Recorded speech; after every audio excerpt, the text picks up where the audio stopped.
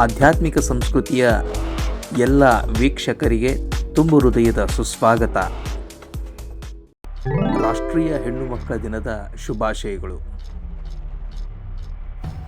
ಗರ್ಭಿಣಿ ಹೆಂಡತಿಯೊಬ್ಬಳು ತನ್ನ ಗಂಡನನ್ನು ಕುರಿತು ನೀನೇನು ಬಯಸುತ್ತೀಯೇ, ಗಂಡೋ ಹೆಣ್ಣು ಎಂದು ಕೇಳಿದಳು. ಗಂಡ ಉತ್ತರಿಸುತ್ತಾನೆ, ಒಂದು ವೇಳೆ ಗಂಡು ಹುಟ್ಟಿದರೆ ಅವನಿಗೆ ಗಣಿತ ಕಲಿಸಿಕೊಡುತ್ತೇನೆ, ನನ್ನ ಕೆಲಸಕ್ಕೆ ಜೊತೆಗಾರನಾಗಿ ಮಾಡಿಕೊಳ್ಳುತ್ತೇನೆ, ಪೂಜೆ ಹೇಗೆ ಮಾಡಬೇಕು, ಹೇಗೆ ವ್ಯಾಪಾರ ಮಾಡಬೇಕು ಇತ್ಯಾದಿಯನ್ನು ಹೇಳಿಕೊಡುತ್ತೇನೆ. ಹೆಂಡತಿ ನಸುನಗುತ್ತಾ, ಒಂದು ವೇಳೆ ಹೆಣ್ಣು ಹುಟ್ಟಿದರೆ ಏನು ಮಾಡುವೆ ಎಂದು ಪ್ರಶ್ನಿಸಿದಳು. ಗಂಡ ಮುಗುಳ್ನಗುತ್ತಾ ಹೇಳಿದನು, ಹೆಣ್ಣಾದರೆ ನಾನು ಆ ಮಗುವಿಗೆ ಕಲಿಸುವುದನ್ನು ಏನೂ ಇಲ್ಲ. ಆ ಮಗುವೇ ನಮಗೆ ಎಲ್ಲವನ್ನು ಕಲಿಸುತ್ತಾಳೆ.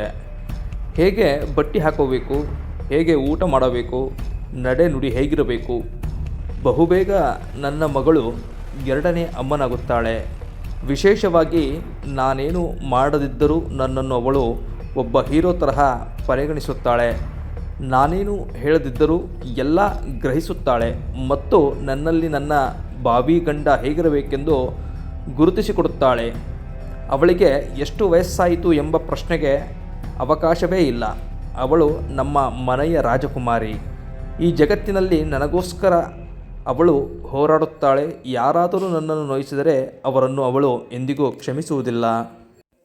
ಗಂಡನ ಉತ್ತರದಿಂದ ತಬ್ಬಿಬ್ಬುಕೊಂಡು ಹೆಂಡತಿ ಕೇಳಿದಳು, ಹಾಗಾದರೆ ನಿನ್ನ ಪ್ರಕಾರ ನಿನ್ನ ಮಗಳು ಎಲ್ಲ ಕಾರ್ಯ ಮಾಡುತ್ತಾಳೆ, ಮಗ ಮಾಡುವುದಿಲ್ಲ ಎಂದರ್ಥವೇ? ಗಂಡ ಉತ್ತರಿಸುತ್ತಾನೆ, ಇಲ್ಲ, ನನ್ನ ಮಗ ಕೂಡ ಇವನ್ನೆಲ್ಲ ಮಾಡುವಲ್ಲ. ಆದರೆ ಕಾಲಕ್ರಮೇಣ ಇದನ್ನು ಅವನು ಬದುಕಿನುದ್ದಕ್ಕೂ ಕಲಿಯುತ್ತಾ ಹೋಗುತ್ತಾನೆ. ಆದರೆ ಹೆಣ್ಣು ಮಗು ಜನ್ಮಜಾತವಾದ ಗುಣಗಳಿಂದ ಹುಟ್ಟಿರುತ್ತಾಳೆ. ಹೆಣ್ಣು ಮಗುವಿನ ತಂದೆಯಾಗುವುದೆಂದರೆ ಅದು ಗಂಡಿಗೊಂದು ಹೆಮ್ಮೆ.